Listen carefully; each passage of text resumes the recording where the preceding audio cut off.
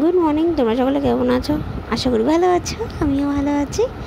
তো হালকা ঠান্ডা ঠান্ডা লাগছে, যেহেতু ঠান্ডা পড়ে গেছে। এমন একটা ওয়েদার যে ঠান্ডা গরম দুটোই আছে, তো ঠান্ডা লাগাটা স্বাভাবিক, কারণ আমার গরম সহ্য হয় না।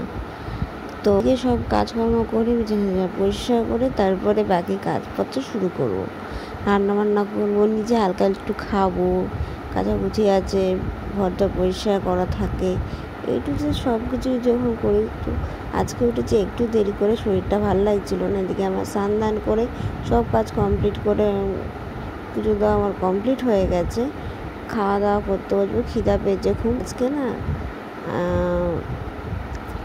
একটু পেঁয়াজি খেতে ইচ্ছা করছিলো, কেন আমি সব বাইরের খাবার এখন আর খাই না, ঘরে বানিয়ে খাই। আর ঘরে কী করি, দুপুরবেলা বানাই, তাহলে কি একটু আমি খেতে পারি।